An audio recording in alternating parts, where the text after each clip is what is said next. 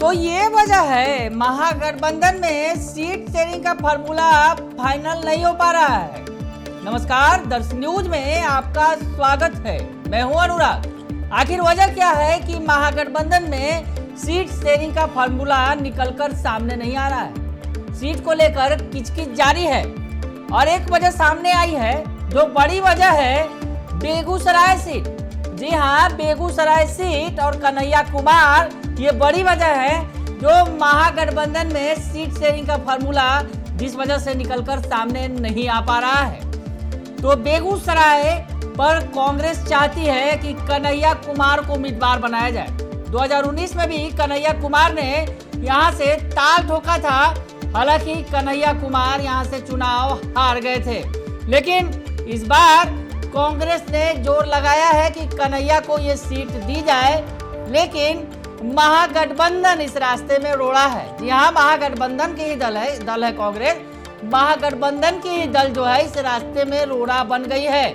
जहाँ तक वामपंथियों का सवाल है, ये बेगूसराय सीट जो है वामपंथियों का गढ़ रहा है और वामपंथी इस पर अपनी दावेदारी जता रहे हैं। और जो बातें निकलकर सामने आ रही है कि यहाँ पर जिस तरह से वामपंथियों का यहाँ पर वर्चस्व रहा है, आपको बताएं तो यहाँ पर जातीय समीकरण क्या है और कौन है राह का रोड़ा जिसकी वजह से कन्हैया कुमार को कांग्रेस नहीं उतार पा रही है, ये भी बताएंगे।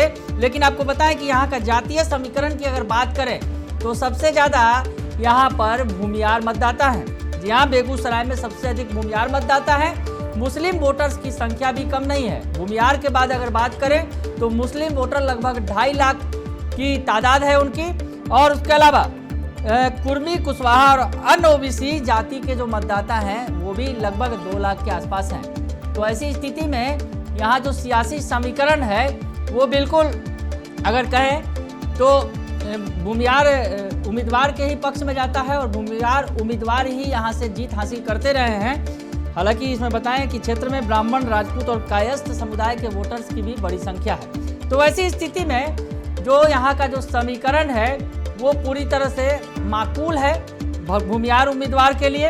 यहाँ पर गिरिराज सिंह जो है बीजेपी से जीतकर केंद्र में मंत्री भी बने हैं, लेकिन इस बार जो है बेगूसराय का समीकरण जो है कन्हैया के पक्ष में जिस तरह से है। महागठबंधन कांग्रेस चाहती है कि किसी भी कीमत पर कन्हैया को यहाँ से उम्मीदवार बनाया जाए, लेकिन रास्ते में जो वामपंथी दल है वो रोड़ा डाल रही है।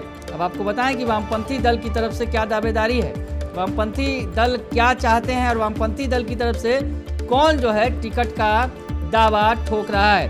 अगर आपको बताएं कि अगर ये सीट कम्युनिस्ट पार्टी के खाते में जाती है, जी हाँ, कम्युनिस्ट पार्टी के खाते में जाती है, यानी जो वामपंथी पार्टी है सीपीआई, उसके खाते में अगर जाती है तो यहाँ से पूर्व सांसद शत्रुघ्न प्रसाद सिंह या अवधेश राय, इन दोनों में से किसी एक को उम्मीदवार बनाया जा सकता है। तो ये जो हैं वामपंथी पार्टियों की तरफ से जो है उम्मीदवार हैं और टिकट की आस में हैं। वैसी स्थिति में कन्हैया का रास्ता यहाँ पर ब्लॉक हो रहा है और कहीं ना कहीं कन्हैया को लेकर ही पूरे महागठबंधन का जो सीट शेयरिंग का फॉर्मूला है वो निकलकर सामने नहीं आ पा रहा है, जैसा कि कयास लगाए जा रहे हैं। क्योंकि कन्हैया कुमार के लिए कांग्रेस ने पूरा जोर लगा दिया है, लेकिन वामपंथी दलों ने बेगूसराय सीट के लिए भी जोर लगा दिया है।